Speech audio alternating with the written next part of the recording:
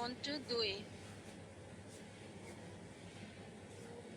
স্নেবেহ কর্মাণি জিজিবিষেচ্ছতম সমা এবং তৈ নানাথে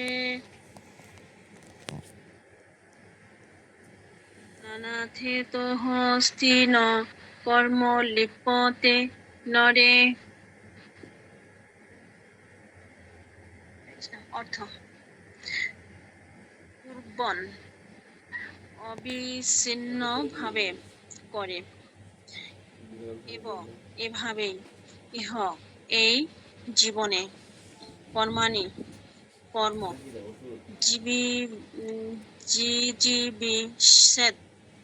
জীবিত থাকার বাসনা করা উচিত। শতম 100 সমা বৎসর এবং এভাবেই তয়ে তোমাকে না অন্যথা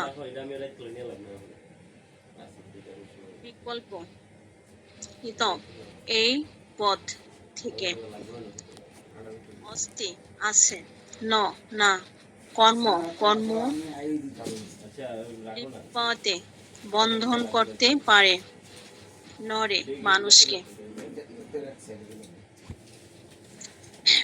অনুবাদ: কেউ যদি এভাবে কর্ম করে চলে তাহলে সে 100 বছর বেঁচে থাকার বাসনা পোষণ করতে পারে, কেননা এই ধরনের কর্ম তাকে কর্মবন্ধনে আবদ্ধ করে না। মানুষের এ ছাড়া অন্য কোনো গতি নেই। তাৎপর্য: কেউ মরতে চায় না এবং সকলেই যতদিন সম্ভব বেঁচে থাকতে চায়। এই প্রবণতাটি কেবল ব্যক্তিগত মানুষেই নয়, সমষ্টিগত সম্প্রদায়ের, সমাজে এবং জাতিতে দেখা যায়। সমস্ত জীবই বেঁচে থাকার জন্য কঠোর সংগ্রাম করছে এবং বেদে বলা হয়েছে যে তা স্বাভাবিক। জীব স্বাভাবিকভাবে নিত্য, কিন্তু জড় জাগতিক বন্ধনে আবদ্ধ হওয়ার ফলে তাকে বারবার দেহ পরিবর্তন করতে হয়। এই পন্থাকে বলা হয় আত্মার দেহান্তর। এই দেহান্তরের কারণ কর্মবন্ধন। জীবকে জীবন ধারণের জন্য কর্ম করতে হয়, কারণ সেটি জড় প্রকৃতির নিয়ম এবং সে যদি তার শাস্ত্র নির্দেশিত কর্ম না করে প্রকৃতির নিয়ম লঙ্ঘন করে, তার ফলে তাকে জন্ম মৃত্যুর আবর্তে আরো বেশি করে আবদ্ধ হয়ে পড়তে হয়। ঠিক আছে, এই পর্যন্তই। এখান থেকে বলুন। তো এখানে বলা হয়েছে মানুষ মানে বাঁচতেই চায়, কেউ এই সুন্দর পৃথিবী থেকে মরে যেতে চায় না।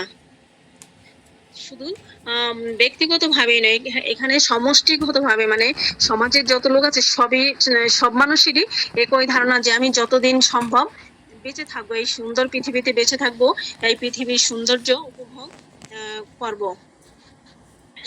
এজন্য সে কি করে? কঠোর পরিশ্রম করে। আর এটা বেদে এটাকে বলা হয়েছে যে স্বাভাবিক, এটাই স্বাভাবিক। মানুষ যে বাঁচবে, খাবে, পড়বে, এটাই স্বাভাবিক, এটা বেদে বলা হয়েছে। এখানে আরো বলা হয়েছে স্বাভাবিকভাবে জীব হচ্ছে নিত্য, কিন্তু সে এই জড়জাগতিক বন্ধনের আবদ্ধ হওয়ার ফলে তাকে কি করছে? বারবার এই দেহ পরিবর্তন করতে হচ্ছে, বারবার এই জন্ম মৃত্যু চক্রে আবদ্ধ হয়ে একবার মরতে হচ্ছে, আবার তাকে এই জগতে ফিরে আসতে হচ্ছে। আর এই পন্থাকে বলা হয় তার দীপালি পরিবর্তন মাতাজি ঠিক আছে, দেহান্ত হয়। দীপালি মাতাজি ঠিক আছে, আপনার এই পর্যন্তই শেষ, খুব ভালো বলছেন। এরপরে শিউলি মাতাজি এখান থেকে বলেন।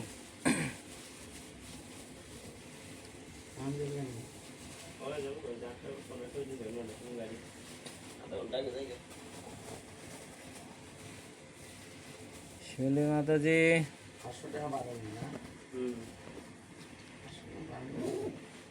শেফালি মাতাজি,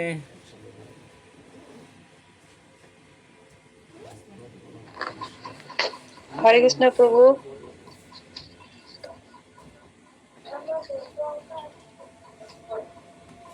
হরে কৃষ্ণ।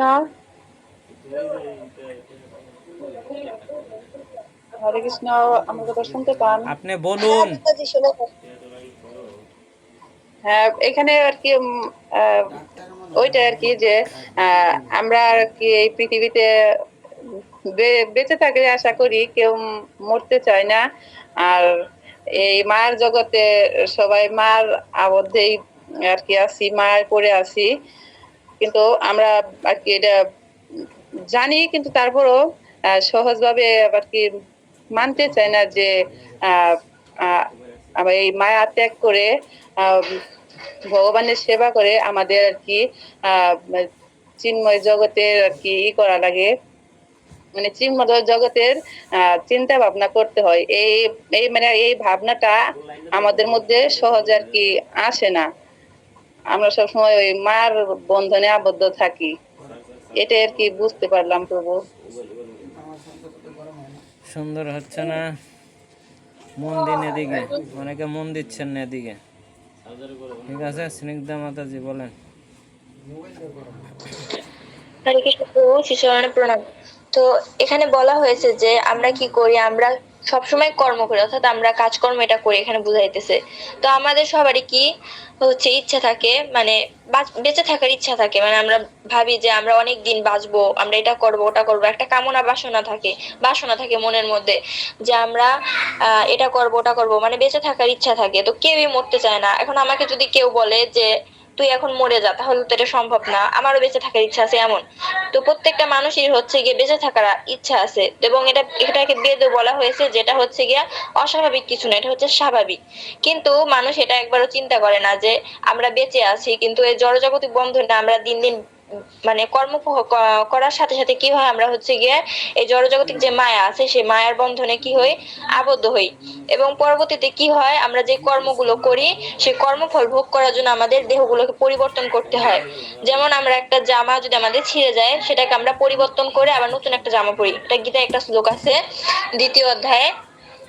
তো তেমনি আত্মার যখন একটা শরীর নষ্ট হয়ে যায়, তখন কি করে সে এই দেহটাকে পরিবর্তন করে আবার নতুন আরেকটা দেহ নেয়। কিসের জন্য?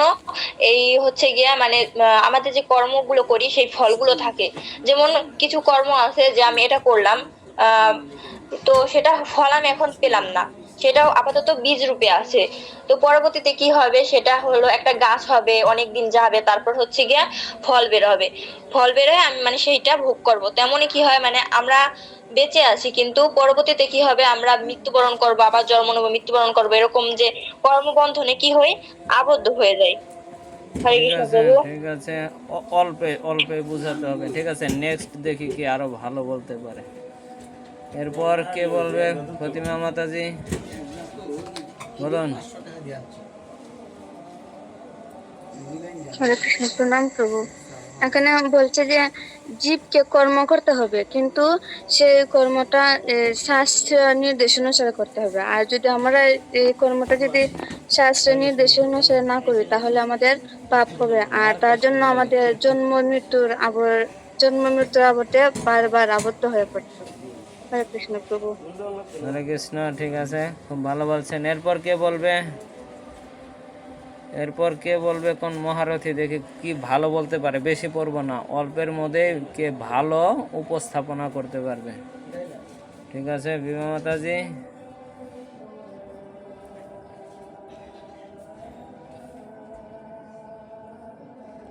কোথায় বিভা মাতাজি?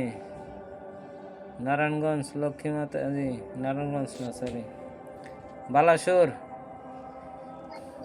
হরে কৃষ্ণ, চরণে প্রণাম বলেন। প্রভু। প্রভু, বাঁচতে তো সবাই চায় প্রভু, কিন্তু এ- এই এই বাঁচায় জীবন অনেক সুন্দর হয়ে ওঠে যদি ভগবানের জন্য বাঁচা যায়। আর যেই বাঁচা ভগবানের জন্য না, তো ওই বাঁচার বেঁচে থেকে প্রভু কোনো লাভই নাই। ঠিক আছে, হরে আর কৃষ্ণ। ঠিক আছে, আর বলা থাকুন, খুব সুন্দর বলছেন। এরপর বিভা মাতাজি।